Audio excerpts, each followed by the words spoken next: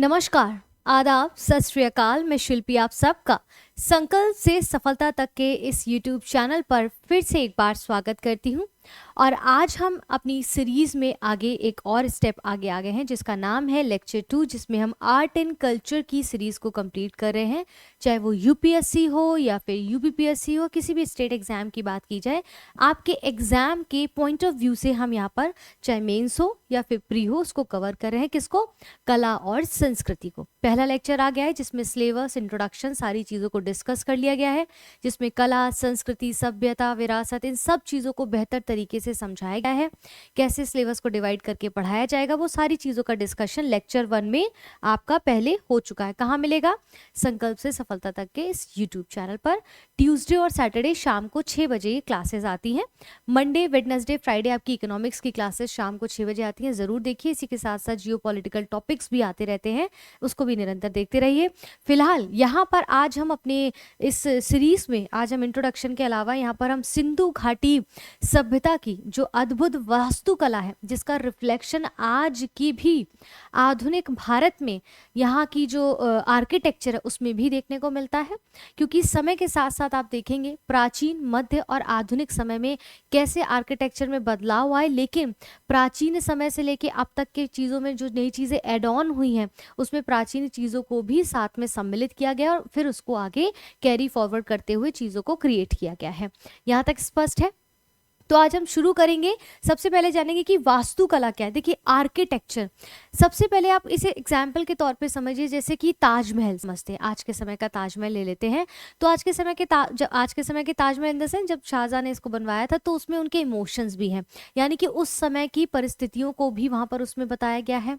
उसे ये देखिए, कहीं का आर्किटेक्चर ये भी तो बताता है ना कि वहाँ का जिसने शासक है, राजा है, जो लोग हैं, वहाँ का उनका रहन सहन कैसा है, ठीक है, उनके पास कैसा जो है चीज़ों को बनाने का धन संपन्न है, संपत्ति है, ठीक है। और सबसे बड़ी बात, इन सबसे पहले जब पेट भरा होता है ना तो मनोरंजन की चीज़ें आती हैं, जैसे आर्किटेक्चर हो गया, नृत्य हो गया, संगीत हो गया, चित्रकला हो गया, इत्यादि चीज़ों को पढ़ते हैं। इसलिए पहले पेट भरा होता है, तब इस तरह की चीज़ों पे पैसा लगाया जाता है। जैसे कि यहाँ पर हम आर्किटेक्चर के बारे में पढ़ेंगे। और आज हम बात करें तो सिंधु घाटी की सभ्यता जो है उसके आर्किटेक्चर के बारे में पढ़ेंगे, यानी कि वहाँ की इमारतें कैसी थी, वहाँ पर जो बड़े स्नानागार की बात होती है वो कैसा था, इन सब चीज़ों को हम समझेंगे। अगर मेरा बोलने का तरीका थोड़ा स्लो लग रहा हो तो 1.5x पे या 1.3x पर चलाकर भी लेक्चर को सुन सकते हैं, ताकि आपका जल्द से जल्द लेक्चर समझ आए और कंप्लीट हो सके, ठीक है। तो चलिए हम इसमें पढ़ते हैं आगे। देखिए, जो अब आगे के लेक्चर्स होंगे उनके बारे में थोड़ा सा एक आपको रिफ्लेक्शन दिखा देती हूँ कि आगे हम कैसे पढ़ेंगे। जैसे यूनिट 1 में हम सबसे पहले आज हम विजुअल आर्ट्स, यानी कि जिनको देखा जा सकता है, ठीक है। यूनिट 2 में क्या होगा? परफॉर्मिंग आर्ट्स, जिसको परफॉर्म किया जाता है। तो विजुअल आर्ट्स में हम किन किन चीज़ों को पढ़ेंगे आने वाले लेक्चर्स में भी। जैसे आज हम इंडियन आर्किटेक्चर में हम हड़प्पा सभ्यता की जो आर्किटेक्चर है, या फिर जिसको कहते हैं सिंधु घाटी सभ्यता, उसके बारे में पढ़ेंगे। तो यूनिट 1 में विजुअल आर्ट्स जिसको देखा जा सकता है, जैसे कि इंडियन आर्किटेक्चर, इंडियन स्कल्पचर, मतलब कि जो मूर्ति वगैरह होंगी, पेंटिंग होगा, हैंडीक्राफ्ट होगा, ठीक है। यूनेस्को की जो मूर्त वर्ल्ड हेरिटेज साइट्स है उनके बारे में पढ़ेंगे। फिर इसी के अंतर्गत कई सारे पार्ट्स होंगे ना इसमें, जैसे प्राचीन समय में क्या रहा, मध्यकाल का आर्किटेक्चर कैसा था, आधुनिक समय का कैसा था, सेम इसमें प्राचीन, मध्य और आधुनिक, प्राचीन, मध्य और आधुनिक, इस प्रकार से पढ़ते हुए चलेंगे, ताकि एक सीरीज में आपका, जैसे सीसीआरटी एक साइट है, सीसीआरटी वहां पर खोलेंगे तो इसी सीरीज में आपको पढ़ाया गया। बेस्ट तरीका यही है। इसके बाद यूनिट 2 में जब हम पढ़ेंगे तो पढ़ेंगे परफॉर्मिंग आर्ट्स, यानी कि परफॉर्म, जो कि कैसे निष्पादन, जिसको कला कहते हैं, जिसमें हम म्यूजिक को है क्रिएट करते हुए देखेंगे, डांस देखेंगे, इंडियन पपेट्री देखेंगे, इंडियन थिएटर देखेंगे, और अमूर्त जो यूनेस्को कल्चरल हेरिटेज है उनको देखेंगे। इसी के साथ इसके अंतर्गत कई सारे पार्ट है। फिर इसको भी मध्यकालीन, प्राचीन या फिर आधुनिक, इस प्रकार से डिवाइड करके देखेंगे। और आधुनिक समय में जो भी अपडेटेड रहा होगा चीज़ें, जो भी करंट अफेयर्स में होगी, उसको एड ऑन करते हुए ही हम आगे बढ़ेंगे। इसी के साथ साथ हम प्रीवियस ईयर के पीटी के प्रश्न हो, चाहे यूपीएससी के या फिर मेंस के हो, उनको भी बीच बीच में सॉल्व करते हुए ही, बीच में हफ्ते में एक बार ऐसे कर लिया करेंगे कि एक वीडियो ऐसे डालेंगे जिसमें आपको ये सारी चीज़ें मिल जाए, ठीक है। यूनिट 3 के अंतर्गत कल्चर ऑफ इंडिया, जैसे कि national symbol of India, religion in India, languages in India, ठीक है, जो मेले वगैरह है, त्योहार है भारत में कौन कौन से होते हैं, tribes in India, science and technology through ages, जो समय के साथ साथ साइंस एंड टेक्नोलॉजी का कैसे इस्तेमाल किया गया हर तरीके से, चाहे वो नृत्य हो, चाहे संगीत हो, चाहे आर्किटेक्चर हो, अलग अलग क्षेत्रों में कैसे वो हमें दिखाई देता है, वो सारी चीज़ों को समझेंगे। यूनिट 4 में मिसलेनियस, इसमें काफ़ी कुछ आपको कवर करेंगे, चाहे इसमें देखेंगे कि मार्शल आर्ट हो या फिर कठपुतली इत्यादि, ये सारी चीज़ों का पपेट्री तो हमने देख लिया, इसमें बहुत सारी चीज़ों को कवर करेंगे करंट अफेयर्स के साथ भी, ठीक है। तो ये 4 यूनिट्स में हमने पूरे आर्ट एंड कल्चर को डिवाइड किया है, जिसको हम डिवीजन के साथ पढ़ते हुए चलेंगे, मैंने समझा दिया है। और डिटेल में समझना है तो लेक्चर 1 आप जब देखेंगे, उसमें लेक्चर 1 में पूरे सिलेबस को यूपीएससी के डिस्कस कर लिया गया है। आज मैं थोड़ा सा चेंज कर लेती हूँ पेन का कलर ताकि दिखता रहे। अगर आप नए हैं तो आप सबसे रिक्वेस्ट है कि संकल्प से सफलता तक के यूट्यूब चैनल को सब्सक्राइब करना बिल्कुल ना भूलें। ये थंबनेल वहाँ पर आपको मिल जाएगा, ये मेरा टेलीग्राम ग्रुप है, ये मेरा इंस्टाग्राम ग्रुप है, इसको ज़रूर ज्वाइन करें। सारे अपडेट्स और वीडियो के लिंक्स इत्यादि आप चाहें तो यहाँ पर मिल सकते हैं, वरना बेल आइकन दबा देंगे सब्सक्राइब करके तो सारे नोटिफिकेशन टाइमली अपडेट होते रहेंगे। चलिए आगे बढ़ते हैं। भारतीय वास्तुकला के वर्गीकरण को, उसके डिवीजन को, क्लासिफिकेशन को पहले समझते हैं कि भाई हम जो पढ़ेंगे वो किस तरह से पढ़ेंगे। जैसा कि मैं आपको भी बता चुकी हूँ, फिर भी थोड़ा सा यहाँ पर देख लीजिए। मेरी वीडियो ब्लर आ रही है क्या आपको? मेरी वीडियो ब्लर आ रही है? नहीं आ रही है ना, ठीक आ रही है।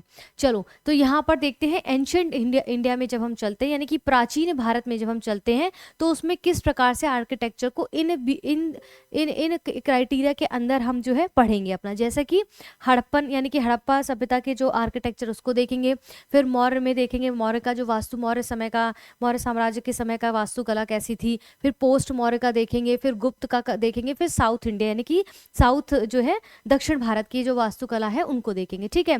फिर हम आते हैं, ये पहला आपका हो गया एंशिएंट इंडिया, फिर आपका दूसरा हो गया मिडाइवल जैसा कि मैंने कहा, फिर इसमें हो गया मॉडर्न। तो अभी हम आज इसको पहले यहाँ पर देखेंगे, ठीक है। मिडाइवल में दिल्ली सल्तनत को देखेंगे, मुगल आर्ट को देखेंगे मिडाइवल में, ठीक है। फिर मॉडर्न में हम इंडो गोथिक स्टाइल को देखेंगे, न्यू रोमन स्टाइल को देखेंगे, और नई चीजें एड ऑन है तो उसको भी हम इसके अंतर्गत कवर करेंगे। तो ये क्या है, आर्किटेक्चर का क्लासिफिकेशन है, जिसको हम डिवाइड करके कुछ इस प्रकार से पढ़ने वाले हैं। स्पष्ट हो गया है? चलिए हम आगे बढ़ते हैं। अब देखिए यहाँ कह रहे हैं भारतीय वास्तुकला यानी कि इंडियन आर्किटेक्चर की बात कर रहे हैं कि भारतीय वास्तुकला किस प्रकार से देखेंगे समय के साथ बदलते हुए, आगे चीज़ों को हमने सुधारा है, चीज़ों को सीखा है। लेकिन अगर हम हड़प्पा के समय में जाएंगे तो देखेंगे वहाँ की आज भी ऐसी चीज़ें हैं जिनको हम अमली जामा आज भी पहना रहे हैं, जैसे चंडीगढ़ जैसे बहुत जो है मेंटेनेंस के साथ प्लान्ड सिटीज़ कही जाती हैं, उनको भी हम समझेंगे, ठीक है।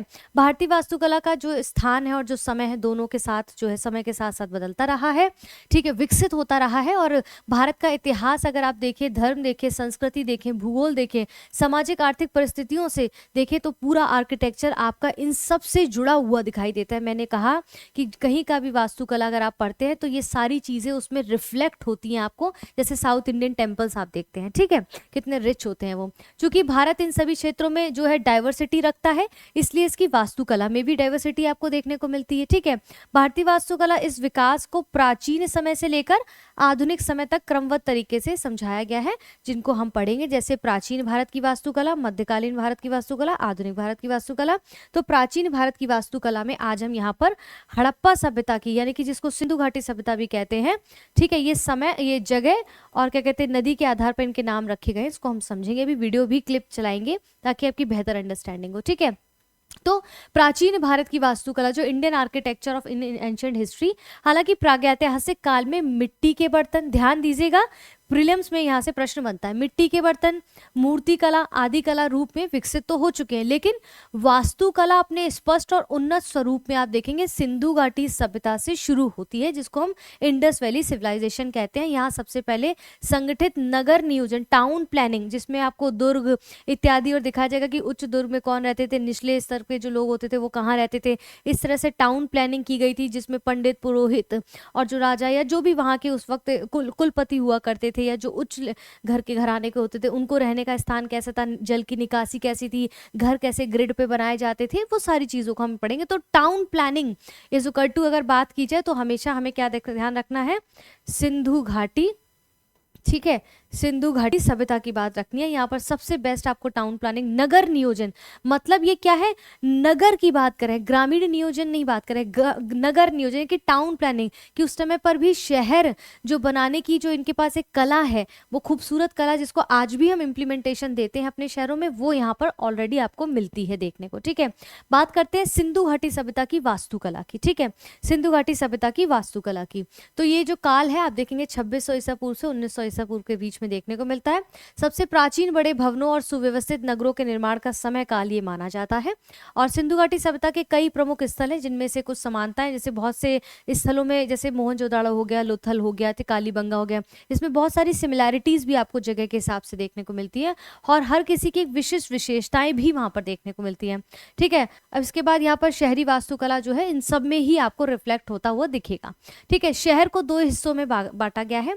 जब सिंधु घाटी सभ्यता के अंतर्गत जाते हैं, वहां के आर्किटेक्चर को पढ़ते हैं, तो शहर को दो भागों में विभाजित किया जाता है। यहाँ पर जो टाउन प्लानिंग है उसमें 2 डिवीजन होते हैं। जैसे पहला है किटेडल, ये दुर्ग क्षेत्र। ठीक है, ये आपका क्या है, दुर्ग क्षेत्र कुछ इस प्रकार से बना होता है। ये आकार में छोटा होता है, लेकिन ये आकार में क्या छोटा होता है, लेकिन आप देखेंगे कि काफी ऊंचाई पर इसको बनाया जाता है, काफी ऊंचाई पर इसको बनाया जाता है। यहाँ पर आप देख सकते हैं काफी ऊंचाई पर इसको बनाया जाता है। ठीक है, लगभग 40 से 50 फीट ऊंचा होता है। आमतौर पर शहर के पश्चिमी भाग में ये स्थित होता है और सार्वजनिक भवन, अनाज भंडार, स्नानागार आदि यहाँ पर पाए जाते हैं। मतलब जो पश्चिमी भाग है, जो इस एरिया का, जैसे इस एरिया का मान लीजिए जो पश्चिमी भाग होगा, वहाँ पर क्या सार्वजनिक भवन, मतलब कि मीटिंग हॉल वगैरह कह सकते हैं। अनाज जहाँ पर स्टोरेज हो सकता है उसको यहाँ पर बनाया जाता है। जो बड़े ग्रेट बाथ स्नानागार नहीं हम पढ़ते हैं, वो यहाँ पर बनाए जाते हैं। ठीक है, इसी के बाद दूसरा आता है इस नगर नियोजन में, जिसको कहते हैं निचला नगर, यानी कि लोअर टाउन। तो क्षेत्रफल में बड़ा होता है लेकिन नीची जमीन पर बना होता है, शहर के पूर्वी भाग में होता है। इसे 64 खाने यानी कि चेस बोर्ड जैसी संरचना में छोटे छोटे बोर्डों में बांटा जाता है। आइए इसको थोड़ा सा छोटे से क्लिप से समझने का प्रयास करते हैं ताकि आप एक बेहतर अंडरस्टैंडिंग के साथ इसको समझ सकें। ठीक है, यहाँ पर हम चलते हैं और यहाँ पर समझने का प्रयास करते हैं, तो थोड़ा सा ना और बेहतर जो है आप समझ पाएंगे। ठीक है, यहाँ पर देखिए, देखते एक मिनट, देखिए मैं एक बार माइक हटाती हूँ। ठीक है, History. Nestled in southern Pakistan's Indus River Valley, Mohenjo-Daro is the largest and best preserved city of the Indus civilization, the earliest known civilization of the Indian subcontinent. Mohenjo-Daro was built around 2500 BC, about the same time the Great Pyramids were being built in Egypt, and it spanned a surface area of nearly 500 acres, an incredible size for a city of this time period. Because of Mohenjo-Daro's grand scale, archaeologists believe it may have served as a seat of power for the Indus civilization. The city was divided into 2 districts, the citadel and the lower town. देखिए यही मैं बात कर रही हूँ, 2 districts में divide होता है जिसको हम द सिटाडेल और लोअर टाउन कहते हैं, दुर्ग किले और निचले हिस्से पे। ठीक है, यही समझना है आपको, ध्यान से देखिए।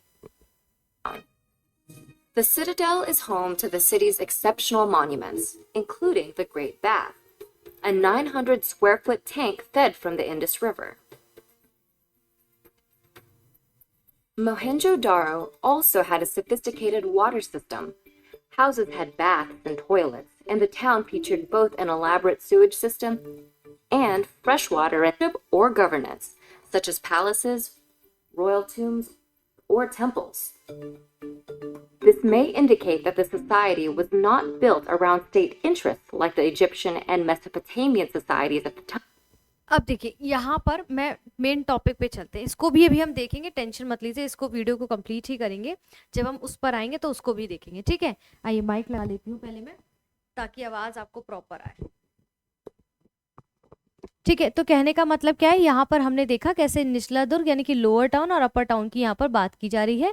अब यहाँ पर हम चलते हैं, शहरों को 2 हिस्सों में देख लिया हमने यहाँ पर जो बांटा गया है।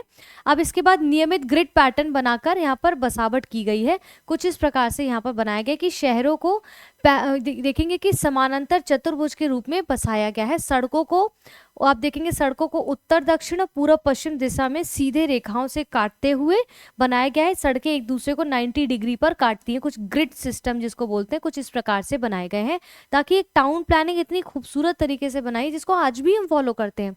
तो ग्रिड पैटर्न पर भी इन्होंने नगर बसावट की, जिसको अभी हम वीडियो से और समझ लेंगे। ठीक है, अब पक्की ईंटों का इन्होंने बहुत ज़्यादा ही उपयोग किया, यानी कि जब इन्होंने मकान बनाए, वहाँ पर जो चीज़ें आर्किटेक्चर का निर्माण किया उस समय पे सिंधु घाटी सभ्यता में, हड़प्पा सभ्यता में, ठीक है, तो इन्होंने मानक आकार उसका इतना रखा, यानी कि पक्की ईंटों का इस प्रकार से उपयोग किया गया। ठीक है, पत्थर के भवन लगभग यहाँ पर आपको नहीं देखने को मिलते, तो ये इंपॉर्टेंट पॉइंट हो जाता है पीटी के लिए, क्योंकि हो सकता है पीटी में दे दें कि पत्थर के भवन लगभग आपको देखने को मिले, जबकि ये गलत है। ठीक है, ईंटों को प्लास्टर किया जाता था। सोचिए, जो आज हम प्लास्टर करते हैं वो उस समय पे ऑलरेडी किया जा चुका था। वाटर प्रूफ बनाने के लिए इसको, ईंटों को, उन्हें जो है वाटर प्रूफ बनाया जाता था। ईंटों को प्राकृतिक तार उसमें यूज होता था, जिप्सम यूज होता था। ठीक है, घरों में कच्ची ईंटें भी यूज होती थी। आप देखेंगे स्नानागार और नालियों की पक्की और जलरोधक ईंटें भी उसमें इस्तेमाल होती थी ताकि सीलन इत्यादि की समस्या ना देखने को मिले। ठीक है, और यहाँ पर अत्यंत उन्नत जल निकासी प्रणाली को भी बनाया गया था कि कैसे नालियों का ड्रेनेज सिस्टम बनाया जाए ताकि जो है गंदगी ना फैले, स्मेल ना आए, और बहुत बेहतर तरीके से दिखाया गया है। आइए इसको थोड़ा सा हम वीडियो के थ्रू समझते हैं। ठीक है, तो और इंटरेस्टिंग हो जाएगा टॉपिक आपका, है ना, और इंटरेस्टिंग हो जाएगा। ये देखिए, इधर चलते हैं। Time. Rather, the class structure of Mohenjo-daro may have been relatively equal. The city's second district, the Lower Town, may demonstrate the society's egalitarian structure. The Lower Town, with its intricate water system, was home to between 20,000 to 40,000 people. Unlike many urban areas of its time, it was laid out in a grid system similar to modern-day city blocks. After approximately 600 years, the city collapsed. No one is quite sure why, but the cause could potentially have been a change within the culture or in the path of the river. Without its crucial source of water, the city's residents may have moved away, leaving Mohenjo-daro nearly abandoned. देखिए, अब यहाँ पर देखिए, अब मैं इसको एक चीज़ और दिखाती हूँ। एक मिनट रुकिएगा। जो ड्रेनेज सिस्टम की मैं बात कर रही हूँ ना, टाउन प्लानिंग और ड्रेनेज सिस्टम, उसको देखते हैं थोड़ा सा, है ना। ये देखिए आप इसको, ये और बेहतर तरीके से समझाया गया। Of the Indus Valley.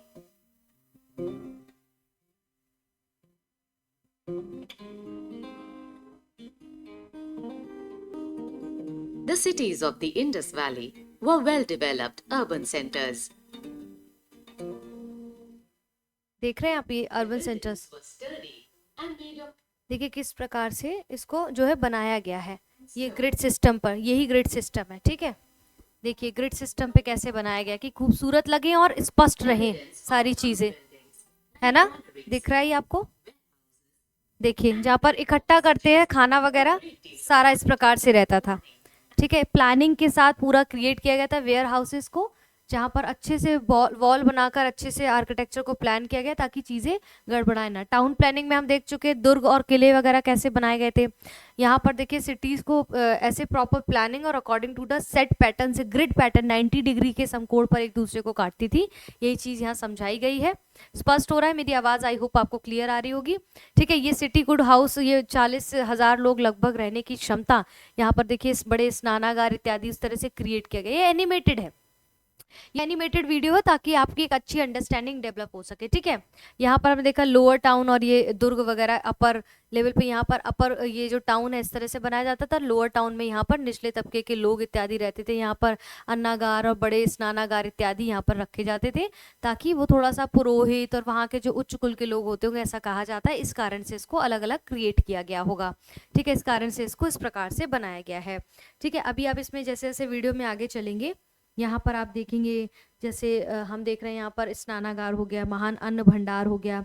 ठीक है, ये सारी चीज़ें देखिए। अब हम यहाँ पर वो देखेंगे कि कैसे नालियों वगैरह को जो है ढका जाता था, कैसे बनाया गया है। ठीक है, ये which are inhabited by common people के लिए, ये टाउन प्लानिंग में जो लोअर टाउन होता था उनके लिए इस प्रकार से क्रिएट किया जाता। लगभग 40,000 लोगों के रहने की क्षमता यहाँ पर होती थी। ठीक है, अभी वीडियो में आगे बढ़ेंगे। अब ड्रेनेज सिस्टम जरूर देखिएगा। यहाँ पर निकासी, जल निकासी की जो सिस्टम है किस प्रकार से, देखिए ड्रेनेज सिस्टम को कितना खूबसूरत तरीके से बनाया गया, ऊपर से इसको नालियों को पाट दिया गया है। और compare with that any modern city, आज के समय में जो भी हम अपने आसपास देखते हैं, हम भी तो मॉडर्न सिटीज में ही रह रहे हैं ना, या गाँव में भी देखेंगे तो भी बहुत खूबसूरत तरीके से नालियों को पाट दिया जाता था, ढक दिया जाता था, ताकि कोई गंदगी, smell, drainage were built along side the road, side के देखिए पीछे साइड इसको जो है इस प्रकार से क्रिएट किया था। तो तब के समय की बात कर रहे हैं, तो जरूरी नहीं है जो टेक्नोलॉजी की बात हम आधुनिक समय में करते हैं वो उसका बदला हुआ स्वरूप तो था ही ना उस समय भी, ठीक है, बदला हुआ स्वरूप तो तब भी था ही ना। तो देखिए ड्रेनेज सिस्टम, जो जल निकासी है, घर से जो पानी वेस्टेज वाटर निकलता था वो किस प्रकार से देखिए कनेक्ट होता था, और मेन होल में सीधे वो नाली को कनेक्ट कर दिया गया था, ताकि सबके घरों की जो गंदगी किसी एक टैंक में जाके वहां पर गिरे, ताकि गंदगी ना हो। देखिए साफ सुथरा कितना इसी प्रकार से क्रिएट किया गया था। और उससे आज भी हम, Harappa is very unique which indicates that Harappan paid a good, ठीक है, एग्जाम्पल फॉर अस आज के समय पे, ठीक है। तो ये सारी चीजें ऐसे ही पूरा आर्ट एंड कल्चर हम पढ़ेंगे ताकि आपकी बेहतर अंडरस्टैंडिंग डेवलप हो और आप कनेक्ट कर सकें चीजों को, ठीक है, कनेक्ट कर पाएंगे। चलिए मैं माइक लगा लेती हूँ, एक मिनट रुकिएगा बस, क्योंकि माइक एक सेकंड ना। हाँ, तो देखिए अत्यंत उन्नत जल निकासी प्रणाली। अब इसमें क्या बचा है, हमें थोड़ा सा बस इसको थ्योरेटिकल तरीके से समझना है। यहाँ पर क्या कह रहे हैं कि भाई यहाँ पर जो जल निकासी थी ना, इस सभ्यता सबसे महत्वपूर्ण विशेषता मानी जाती है यहाँ की जल निकासी, जिसको हमने वीडियो के थ्रू भी समझा है। हर घर से छोटी नालियाँ यहाँ पर निकलती थी। ये नालियाँ मुख्य सड़कों से जोड़ के किनारे पर बड़ी बड़ी नालियों को इस तरह से बड़ी नालियों के साथ, यानी कि ये घर है, उसमें अगर कोई छोटी नाली है तो उसको बाहर आके बड़ी नालियों के साथ जोड़ दिया जाता था, कनेक्ट कर दिया जाता था। और इनका निरीक्षण जो है, इंस्पेक्शन होल्स बने होते थे ताकि कहीं पर कोई ब्लॉकेज तो नहीं है। ऊपर ही ढक्कन ढीला रखा जाता था, हमने वीडियो के थ्रू देखा, ठीक है। नियमित सफाई और मरम्मत कराना। पूरा ड्रेनेज सिस्टम आज की आधुनिक नगर सभ्यता के लिए में रिफ्लेक्ट होता है, और उसके लिए बहुत बड़ा उदाहरण भी पेश किया है किसने, हड़प्पा सभ्यता ने, ठीक है, सिंधु घाटी सभ्यता भी जिसको हम कहते हैं। अब ये वीडियो हमने देख लिया, इसको एग्जाम्पल के तौर पे लगाया था ताकि मुझे याद रहे कि आपको वीडियो दिखाना है। अब चलिए, सुविचारित जो है शहरी सुविधाएं। अब जैसे यहाँ पर शहरों में कई तरह के उन्नत और पहले से भी जो सोची समझी सुविधाएं यहाँ पर मौजूद थी। जैसे समझिए, इतना बारीकी से आप इसको समझेंगे तो कनेक्ट कर पाएंगे कि आज की चीज़ों में कैसे रिफ्लेक्ट होती है सभ्यता, ठीक है। जैसे भूमिगत जल निकासी अंडरग्राउंड ड्रेनेज सिस्टम को बनाया गया था, ठीक है। कुएं इत्यादि भी आपको अलग अलग स्थानों पर देखने को मिलते हैं। पूरी सभ्यता की सबसे उन्नत और प्रमुख विशेषता है, हर घर से छोटे नाले निकलकर मुख्य नालों में मिलते थे। नालों को कोई ईंटों इत्यादि से ढका जाता था। बीच बीच में इनका ये होल वगैरह जो है देखा गया है भी। सड़कों का निर्धारण, सड़कें उत्तर और दक्षिण, पूर्व पश्चिम दिशा में सीधे जाती थी, यानी कि सड़कें चौड़ी थी और उनके किनारे ड्रेनेज भी चलता था, जैसा कि हमने अभी अभी वीडियो के थ्रू समझने का प्रयास किया है। यहाँ तक स्पष्ट हो गया होगा, आई होप सो। आगे बढ़ते हैं। ये आपका क्या है, हाउस प्लानिंग इस प्रकार से था, हमने देखा। और ईंटें बिछाने का अंग्रेजी जो आज के समय में हम लॉकिंग करते हैं ना, वो उस समय पे हुआ करता था सिंधु घाटी सभ्यता में, ठीक है। इसीलिए इसको शहरी सभ्यता ऐसे ही नहीं कहा गया है। अब जो देखेंगे अपर टाउन हुआ करते थे, इसमें महत्वपूर्ण भवन कुछ शामिल थे, जैसे कि ग्रेट बाथ हमने देखा, स्तंभ युक्त सभा भवन हमने देखा, ठीक है। असेंबली हॉल को भी हमने देखा था ना, वहाँ पर अनाज भंडारण भी देखा हमने। अपर उसमें टाउन में रहते थे, अनाज भंडारण, चाहे गेहूं हो, चावल हो, जिस चीज़ की भी वो खेती उस वक्त कर पाते थे। तो इससे हमें क्या पता चला, देखिए अनाज भंडारण अपने आप में बताता है कि वहाँ पर इसका मतलब खेती तो थी, खेती की नॉलेज तो उनको थी। तो इस तरह से हमें कनेक्ट करना है प्रीलिम्स के लिए, ठीक है। अब ग्रेट बाथ अगर देखें तो प्रीलिम्स और मेंस दोनों में महत्वपूर्ण, जब आप इसके बारे में थोड़ा सा जान लेते हैं। मोहनजोदाड़ो में ये पाया गया था, जिसको अभी हमने देखा था वीडियो में। ये विशाल स्नानागार है और कहीं कहते हैं कि काफी अच्छा उन्नत जो है, आप देखेंगे इसमें इंडिजीनियस हाइड्रोलिक सिस्टम है ये जल प्रबंधन प्रणाली का। ये उस काल में सबसे ज्यादा सार्वजनिक, यानी कि ग्रुप में स्नान, यानी कि कोई कुंड होता होगा एक तरीके से जैसे हमने देखा, या फिर होता होगा कोई ऐसे कर्म कांड किए जाते होंगे, या फिर कोई धर्म या पूजा से संबंधित कोई चीज होती होगी जिसमें एक साथ सब कुंड में जाके नहाते होंगे। धार्मिक रूढ़िवादी शुद्धिकरण इत्यादि की परंपरा को ये दर्शाता है, ये जो स्नानागार मिला है ग्रेट बाथ जिसको बोलते हैं। इसकी संरचना पे अगर हमने ध्यान दिया हो तो आप सबने देखा था कि एक बड़े चौकोर प्रांगण के केंद्र में स्थित एक बड़ा सा जलकुंड था। हमने देखा था ना अभी, इसको बड़ा सा जलकुंड था। देखिए बार बार हम वहां पर जाके नहीं देख सकते, लेकिन इसको थोड़ा सा देखिए। यहाँ पर बड़ा सा जलकुंड आपने देखा था कि यहाँ पर जो आपको दिखाया गया था, ये देखिए इस प्रकार से, ये देखिए ग्रेट बाथ आपका, ठीक है। ग्रेट बाथ इस प्रकार से देखिए, ध्यान से फिर से देख लीजिए ताकि चीजें स्पष्ट रहें आपको, ठीक है, स्पष्ट रहें। अभी देखिएगा आएगा ये, ठीक है, यहाँ पर देखेंगे सिटीज़ मॉन्यूमेंट्स इत्यादि। यहाँ देखिए ये ग्रेट बात को यहाँ पर साइन किया गया। ये इस प्रकार से कुंड होता था, तो सब लोग साथ में नहा के, या कोई कांड होता था, कर्म कांड होते होंगे, पूजा पाठ इत्यादि, उनके लिए बनाया गया। चलिए इतना काफ़ी है समझने के लिए, क्योंकि काफ़ी हद तक मैंने इसको और क्लियर कर दिया वीडियो के थ्रू भी। ठीक है, इसके चारों तरफ कमरे भी बने हुए थे, जैसे आप आजकल आप देखते होंगे, जैसे गुरुद्वारे वगैरह जाते हैं वहाँ पर कुंड बने होते हैं उसमें नहाने के लिए, उसके आसपास ऐसे रूम्स भी बनाए जाते हैं, चेंजिंग रूम वगैरह। ठीक है, दोनों तरफ सीढ़ियाँ बनाई थी हमने देखा, जिससे लोग पानी में उतरते थे। कुंड में पानी पास के कुएं से लाया जाता था, इसीलिए तो हमने देखा ना अंडरग्राउंड ड्रेनेज सिस्टम की बात की गई। और यूज़ करने के बाद गंदा पानी एक बड़े मेहराबी यानी कि कॉरवेल ड्रेन होता था, उससे बाहर निकल जाता था और शहर की सीवर प्रणाली में इसको बहा दिया जाता था, ड्रेन कर दिया जाता था।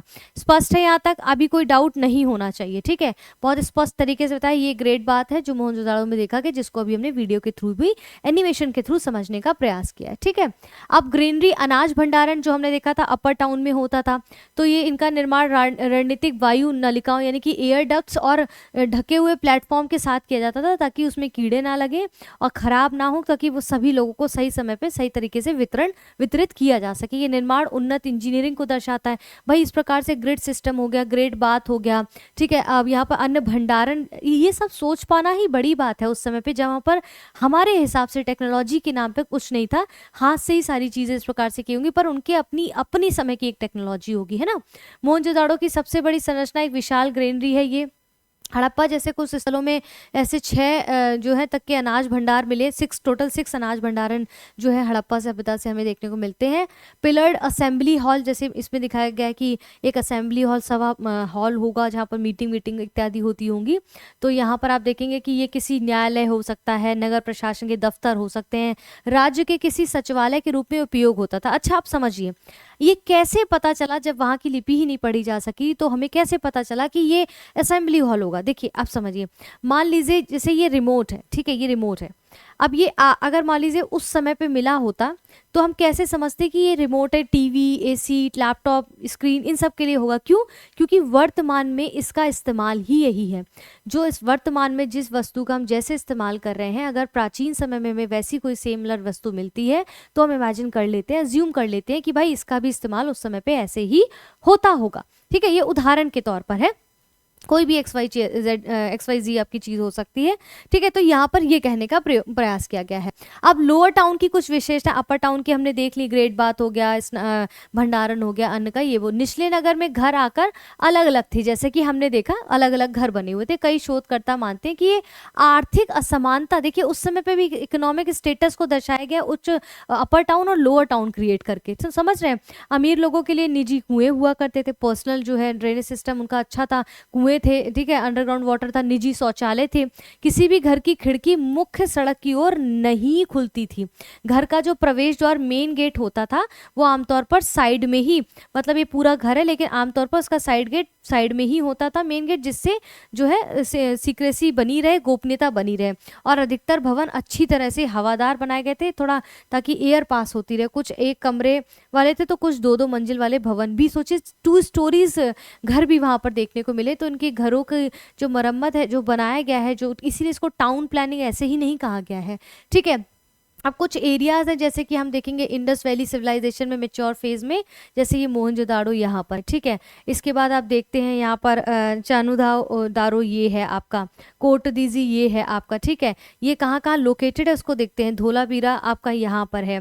इसके बाद काफ़ी सारे हैं यहाँ पर, हड़प्पा देख लीजिए यहाँ पर है आपका। ठीक है, हड़प्पा आपका यहाँ पर आ जाता है। कालीबंगा, आप कालीबंगा से भी काफ़ी चीज़ें मिली हैं। ठीक है, गनवेरी वाला से भी काफ़ी चीज़ें मिली हैं आपको। इंडस रिवर, ये आपकी देखिए पूरी इंडस रिवर ये सब जा रही है ना, इंडस रिवर की ही ब्रांचेस हैं ये। ठीक है, तो अभी देखते हैं कि कहाँ कहाँ कौन कौन से स्थान से, लोथल से जैसे कुछ चीज़ें मिली हैं, तो इन सबको देखेंगे कि कहाँ कहाँ से कौन से स्थान मिले। इसीलिए इसको देखिए हड़प्पा सभ्यता आप देखेंगे कि, और इंडस वैली का कहीं ना कहीं, ये इंडस वैली का जो वैली क्या है, इस सभ्यता का कैसे नाम पड़ा है, यहाँ की सिंधु घाटी नदी के पे यहाँ पर काफ़ी चीज़ें जो है अलग अलग एरिया में पाई गई, इसलिए इसको सिंधु घाटी सभ्यता। हड़प्पा सभ्यता क्योंकि जगह लोकेटेड थी, उसका नाम हड़प्पा रखा गया खोज के बाद, तो इसलिए उसका नाम हड़प्पा सभ्यता रख दिया गया। तो अलग अलग नाम से इसको पुकारा गया है। ठीक है। अब यहाँ पर कुछ अन्य क्षेत्रों में कुछ नई नई चीज़ें मिली, जैसे कि हमने देखा कि हड़प्पा सभ्यता में हड़प्पा के लोकेशन से, जैसे हमने यहाँ पर हड़प्पा को देखा है ना कि यहाँ पर ये हड़प्पा के एरिया से हमें क्या क्या मिला है। उत्खनन के बाद जब हमने उत्खनन किया, वहाँ पर खोजा, सर्च किया, तो क्या मिला वहाँ से हमें, जैसे ताबूत दफन मिले, किले के बाहर ग्रेनरी मिली, लिंग पूजा मिली, ठीक है, कब्रिस्तान मिला, माता देवी की मूर्ति। इससे पता चला है कि ये मातृत्व भाव की भावना में लिप्त थे और यहाँ पर जो है माताओं को यानी कि फीमेल्स को बहुत तवज्जो दिया जाता था। माता देवी की मूर्ति बताती है कि वहां पर जो है मातृ सत्तात्मक सत्ता भी हो सकती है, ऐसा ज्यूम किया गया। ठीक है। इसके बाद यहाँ पर मोहनजोदाड़ो से हमें क्या क्या मिला गया, जैसे हमने देखा बिग ग्रेट बाथ मिला है हमें, ठीक है, पशुपति की सील मिली है, मंदिर नुमा एक महल मिला है, नृत्य करती लड़की की मूर्ति मिली है। ये जब हम वो कलाकृतियों में और पढ़ेंगे विजुअल आर्ट्स में, तो हम पढ़ेंगे उसको कैसे बनाया गया। ठीक है। हाथी दांत के तराजू मिले। तराजू ये बताता है कि इनको जो है वेट बैलेंस का ज्ञान था, यानी कि व्यापार करते थे, है ना, कृषि भी करते थे, व्यापार भी करते थे। ग्रेट बाथ मिला, विशाल ग्रेनरी मिली, पुरोहित राजा की प्रतिमा भी मिली है, इसको भी हम उसमें मूर्ति कला जब हम पढ़ेंगे इंडस वैली में इसको समझेंगे। और यहाँ पर जब पुरोहित राजा की जो प्रतिमा मिली है ना, उसको देख के ऐसा ये कैसे पता चला ये पुरोहित राजा की ही मूर्ति है। जैसा कि मैंने कहा कि आज के समय पे जैसे पुरोहित वस्त्र धारण करते हैं, लगभग लगभग उनकी मूर्ति कुछ उस प्रकार से, तो हमें लगा, हमने अज्यूम किया खोजकर्ताओं ने कि भाई ये भी पुरोहित रहे होंगे, पंडित होंगे, पुजारी होंगे अपने समय पे, जिस प्रकार से उनका हाव भाव था, जिस प्रकार से उनका शारीरिक बनावट थी, जिस प्रकार से उनका बाह्य तत्वों को उन्होंने धारण किया हुआ था। ठीक है, यहाँ तक क्लियर है। अब इसके बाद कालीबंगा की बात की जाए तो कालीबंगा, देखिए लेक्चर 10-5 मिनट ऊपर नीचे हो सकता है लेकिन आपको सारी चीजें वैलिड मिलेंगी। ठीक है। निचला कालीबंद नगर मिला, अग्निवेदी मिला, ठीक है, यहाँ पर आपको देखेंगे लकड़ी की नालियां मिली है, तांबे के बैल मिले, भूकंप के भी प्रमाण मिले हैं यहाँ पर। ठीक है। लकड़ी का हल मिला है, ऊंट की हड्डियां इत्यादि मिली, यानी कि बाहरी देशों से भी इनके व्यापार जो है लेन देन होता था, चाहे वो वस्तु विनिमय के रूप में हो। तो ये सारी चीजें जो अलग अलग जगहों से मिली है, इसको मैं क्यों पढ़ा रही हूँ, क्योंकि प्रीलिम्स में डायरेक्ट यहाँ से प्रश्न बनते हैं। स्पेसिफिकली आपके पीसीएस में बहुत ज्यादा ऐसे प्रश्न पूछे जाते हैं, यूपीएससी भी कई बार ऐसे प्रश्न पूछता है। लोथल से वहाँ पर बंदरगाह मिले, चावल का प्रमाण मिले, यानी चावल की खेती ज्यादातर यहाँ देखने को मिली होगी, क्यों, क्योंकि यहाँ पर बारिश या पानी या स्टोरेज इस तरह का रहा होगा। ठीक है। पानी का कुआं कुछ देखिए इस प्रकार से दिया गया है। ठीक है। कब्रिस्तान मिले, हाथी दांत की तराजू मिले, तांबे का कुत्ता मिला, यानी कि कॉपर डॉग, यानी कि ये पालतू पशु वगैरह भी पालतू रखते थे। ये देखिए लोथल में शौचालय की जल निकासी कितने खूबसूरत तरीके से दी गई। यहाँ का कुआं, लोथल में जो एक पानी का कुआं पाया गया है। ठीक है। ये लोथल गोदी एक तरह से कुंड टाइप का बना हुआ है। ये रंगापुर से चावल के प्रमाण मिले। सुरकोटदा घोड़े की हड्डी मिली, पत्थर की ढकी कब्र मिली है, यानी कि यहाँ पर जो मर जाते थे उनको कब्र में दबा दिया जाता था, जलाया नहीं जाता था। रोपड़ से पत्थर मिट्टी के बने घर मिले, मनुष्यों के साथ दफनाए गए कुत्ता। अच्छा, ये प्रचलन बहुत देखा गया है। कहाँ से मिला, इसके साक्ष्य बहुत बहुत याद रखने की जरूरत है। यूपीएससी ने कई बार पूछा है कि रोपड़ से मनुष्य के साथ एक प्रचलन था, जो व्यक्ति मर जाएगा उसके साथ उसके एक कुत्ते को भी साथ में दफना दिया जाता था। ये प्रथा इनके यहाँ ऐसी थी। ठीक है।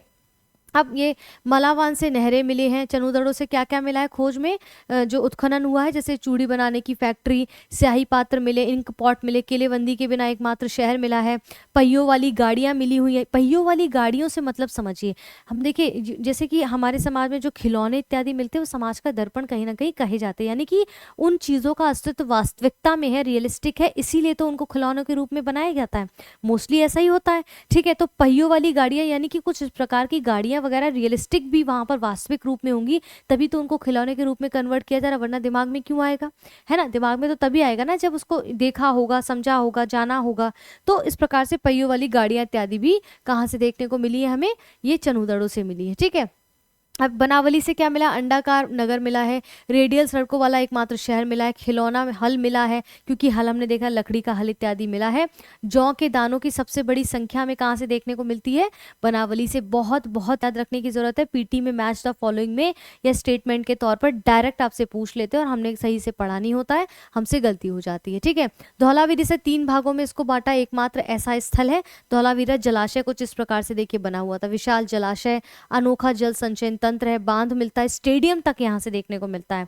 स्टेडियम का भी खोज यहाँ से हुई है। ठीक है, हड़प्पा कला और वास्तुकला का इंपॉर्टेंस हम थोड़ा सा समझ लेते हैं ताकि मेंस आंसर राइटिंग में थोड़ा सा सभ्यताओं की नींव अगर हम देखें ना, आज के समय पे जो भी सभ्यता देखते हैं, सभ्यता तो देखिए समय के साथ मिटती जाती है क्योंकि भौतिक होती हैं ये।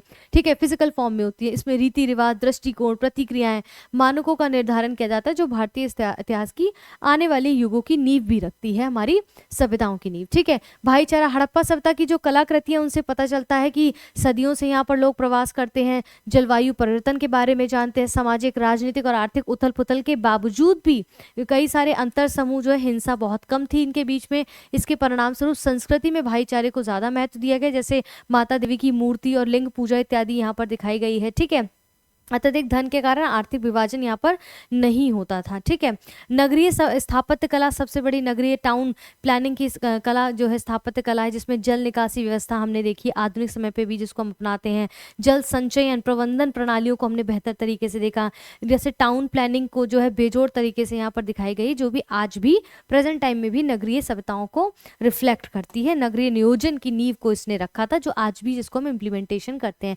स्वच्छता की अगर बात करें तो जैसे वाटर ड्रेनेज सिस्टम को कितना खूबसूरत तरीके से, नालियों को, ठीक है, घर में किस प्रकार से जो है घर की स्वच्छता को ध्यान में रखते हुए किस प्रकार से विंडो को क्रिएट किया गया ताकि ज़्यादा डस्ट अंदर ना आए, निजी शौचालय बनाए गए। ठीक है, हड़प्पा कालीन के लिए स्वच्छता और स्वास्थ्य कितना इंपॉर्टेंट था उनके स्ट्रक्चर से पता चलता है। और इसने शहरी नियोजन में व्यक्तिगत और सामाजिक स्वच्छता दोनों की नींव रखी है। धर्मनिरपेक्षता की बात करें तो किसी भी हड़प्पा स्थल पर की गई खोज से स्पष्ट होता है कि धार्मिक भेदभाव काफी हद तक अनुपस्थित था और सामाजिक बंधन तथा भाईचारे की धारणाएं बहुत ज्यादा यहाँ पर हमें देखने को मिलती हैं। ठीक है, बाह्य संबंध में देखेंगे, भारी संबंध में तो भारत ने अन्य देशों के साथ के व्यापार संबंध भी किए, जैसे ऊंटों की हड्डी पली है, तराजू मिला है। ठीक है, मन के अलग अलग तरीके से मिले हैं, तो इससे पता चलता है कि लेन देन इनका बाहरी देशों के साथ भी था।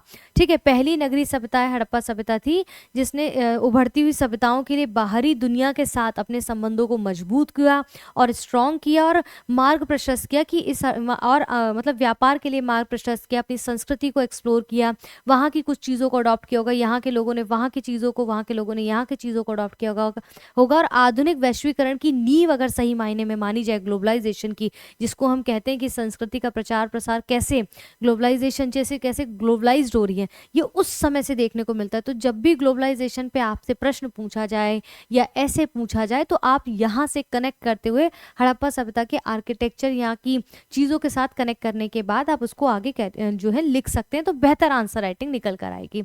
ठीक है, यहाँ तक स्पष्ट हो गया।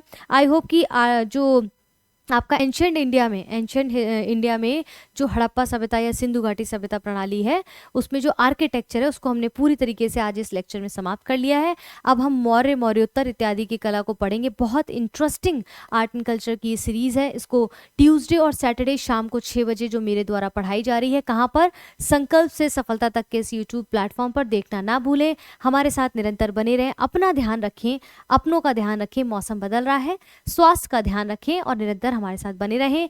जय हिंद, जय भारत।